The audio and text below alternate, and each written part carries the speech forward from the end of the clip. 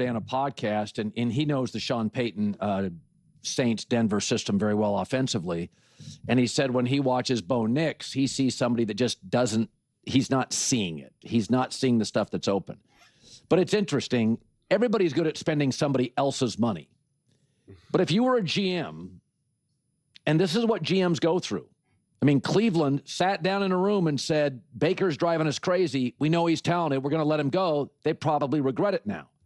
Minnesota, you know, do we keep Sam? We pay him this. We let him go. Minnesota regrets it. So Stefanski's really smart. Kevin O'Connell's really smart. And they let go of Baker Mayfield and Sam Darnold, and now they're Pro Bowl level quarterbacks. The stuff is hard. It's easy when you get somebody on a discount. They're on a rookie contract, you know, or you're spending somebody else's money. But if I said you're the general manager, and knowing that the minute you pay a quarterback big money, the roster will not look the same. Like, for instance, if you paid Caleb Williams $290 million today, new contract, we got to let DJ Moore go. We got to let Joe Thuney go. We can't pay for all of it. Can't get, you got to let, now I got Roma Dunze, and I'll still have Drew Dahlman and Jonah Jackson, but I probably got to let Joe Thuney go. Kansas City had to let Joe Thuney go.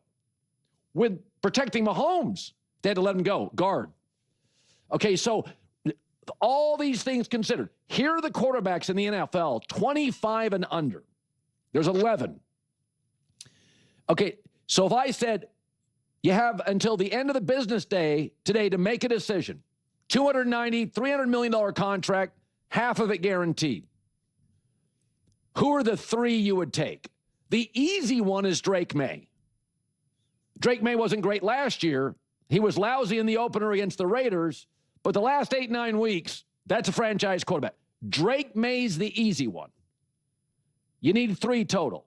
The next 2 I would take are C.J. Stroud, who's hurt again, and his passer rating the last 2 years is 89.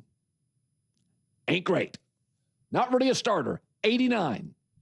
And the next I would take is Caleb, and his 2 years in the NFL, year and a half, his passer rating hovers around 90. Not great. Okay? So, and even with Ben Johnson, it's like 92 and a half. That's not great. I'd like upper 90s. Okay? So the 3, 25 and under. And for our radio audience, I'll read you the quarterbacks. Jaden Daniels. Okay, I can't. He's hurt for the 4th time, a year and a half in. Jackson Dart. Lives in the blue tent. J.J. McCarthy, obvious reasons. Michael Penix Jr., hurt in college, looks really, really disappointing so far. Brock Purdy, small, hurt again. Mac Jones went 33 of 39 last weekend. Has Brock ever done that? I'm just asking. Cam Ward, who knows? Bryce Young, probably not going to extend him. So you start looking at all these. My 3, one with no hesitation is Drake May. The next 2, C.J. Stroud has a couple of playoff wins, hurt again, 90 passer rating last 2 years. I would re-sign him. And Caleb, because I think with Ben, we're getting a truer version of himself, and it's about a 92 passer rating. But everybody bangs on Bo Nix. Let me remind you of Bo Nix. 2 things I want to remind you of.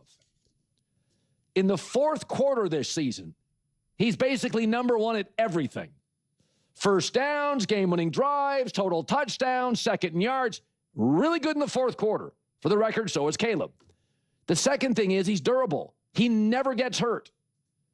Go look at that list again. Jackson Dart hurt. Jaden Daniels hurt. Bryce Young hurt. C.J. Stroud hurt. Everybody's hurt. Everybody's banged up. Bo Nix and Caleb Williams and Drake May. They don't get hurt. Sean Payton this week on Bo Nix and speeding up his game internally.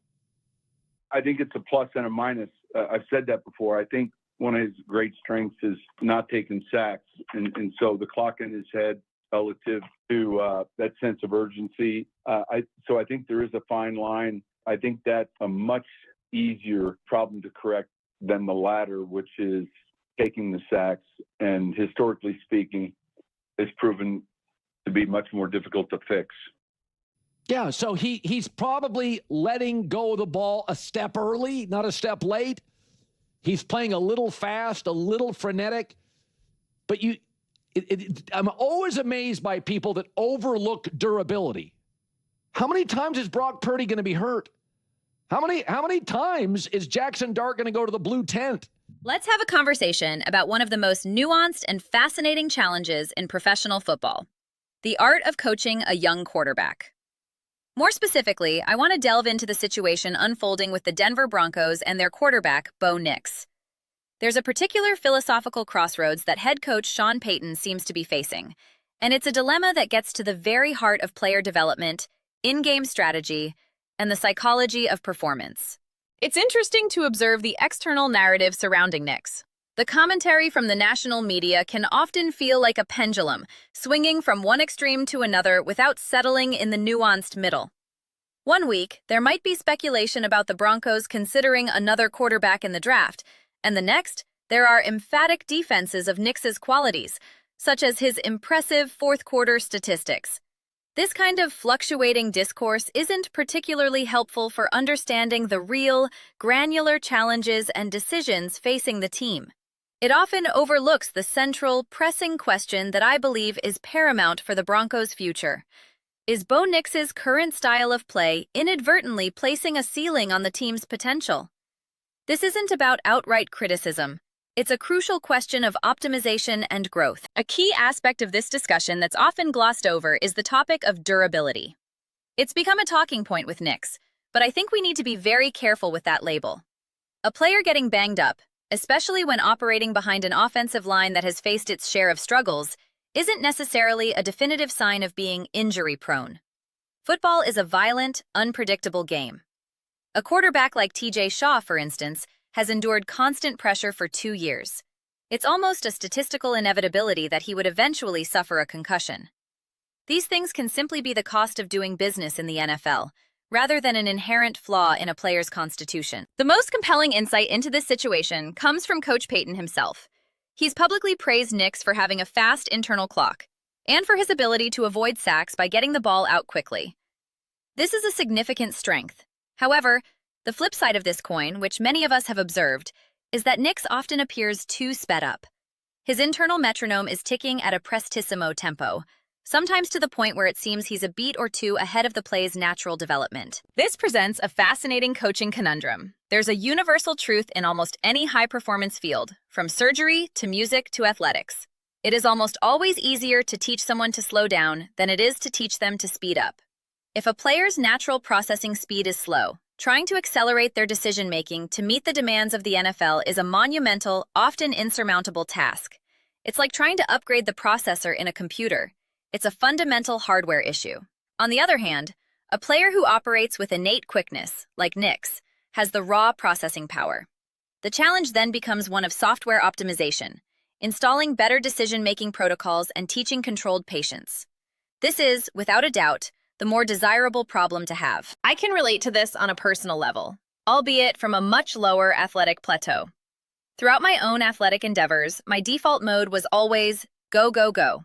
I had numerous coaches who would pull me aside, put a hand on my shoulder, and tell me to slow down and take a deep breath. While their intentions were good, that advice always felt fundamentally unnatural to me. My comfort zone was in a state of controlled chaos and high tempo. Forcing myself to slow down didn't make me more effective. It made me hesitant and stuck in my own head, caught in a no-man's land between instinct and instruction. I'm not for a second equating my experiences with those of an NFL quarterback, but it does provide a window into the psychological discomfort that can come from trying to fundamentally alter your natural rhythm midstream. This brings us to the critical strategic decision facing Sean Payton. Does he, right now in the heart of the season, try to get Bo Nix to slow down?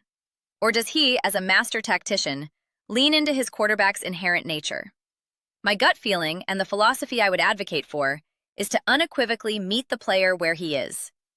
Trying to force Nix to fundamentally rewire his internal clock during a week where he's preparing to face a complex and aggressive Kansas City Chiefs defense led by Steve Spagnuolo seems like a recipe for disaster. Asking a young quarterback to do something that feels inherently uncomfortable against that level of opposition could lead to the kind of short-circuiting we occasionally see.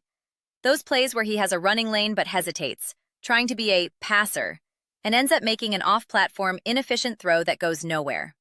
That indecision is the enemy of production. Instead, I believe the smarter play is for Sean Payton to build the offensive ecosystem around Bo Nix's current strengths. This means play calling, designing and calling plays that thrive on a quick tempo.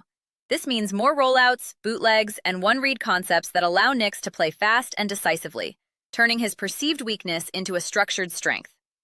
Unleashing the legs, actively encouraging him to use his mobility. When he sees a lane, the instruction should be, take it. Don't second guess. Don't try to be a hero in the pocket. Your legs are a weapon. Use them. A 5-yard scramble is almost always better than a forced throw into coverage or a sack. Tactical acceptance. Understanding that this approach might not be the long-term vision for the franchise quarterback. This might be the Phase 1 plan. A way to win games now while the more nuanced development of pocket patience and progression reads is worked on in a less pressurized environment. This philosophy of meeting them where they're at isn't just a football strategy. It's a principle used in therapy, medicine, education, and parenting. You cannot effectively teach or guide someone from a place they aren't. You have to start from their current reality and build from there. For the Denver Broncos, this means accepting that the Bo Nix of Week 10 is a quarterback who operates at a high RPM. The coaching staff's job is to be the precision engineers who can harness that engine most effectively for the current race. The work of tuning that engine for peak, sustainable efficiency, the work of slowing down, is for the offseason. It's for the film rooms in February, the on-field drills in May, and the preseason reps in August. That is when you can deconstruct mechanics and decision-making with a whistle around your neck, without the consequence of a loss hanging in the balance. Trying to implement such a fundamental change in the heat of a playoff chase is a high-risk, low-reward endeavor. It could strip Nix of his confidence and his greatest current asset, his decisiveness. My conclusion is to let Bo Nix be Bo Nix for the remainder of this campaign. Let him play fast, let him be aggressive with his legs, and let Sean Payton earn his salary by crafting a game plan that provides a structure for that style to flourish. The goal for the rest of this season should be to build confidence and accumulate wins, not to force a square peg into a round hole. I'm deeply curious to get your perspective on this coaching dilemma. Do you believe the Broncos should try to get Nix to slow down his processing speed mid-season? Or should they fully embrace his up-tempo style and design the offense around it? Have you noticed a tangible difference in the play calling and game plans from last season to this one that either accommodates or fights against his natural instincts? I read every single comment you post below. Whether you agree with my perspective or have a completely different take, I value the discussion. Let's dive into the strategic nuances of quarterback development. Let's have a spirited debate. And most importantly, let's share our passion for the intricate chess match that is NFL football. If you enjoy this kind of in-depth philosophical breakdown of the game, please consider subscribing to the channel. We're building a community here that values thoughtful analysis over reactive hot takes. I want to create a space where we can all connect and engage with the strategic layers of the sport. We're well on our way, and I'd be thrilled to have you join us. Also, if you found this discussion valuable, please give the video a thumbs up. It genuinely helps us reach more fans who love the X's and O's as much as we do. Thank you so much for your time and engagement. I look forward to reading your thoughts.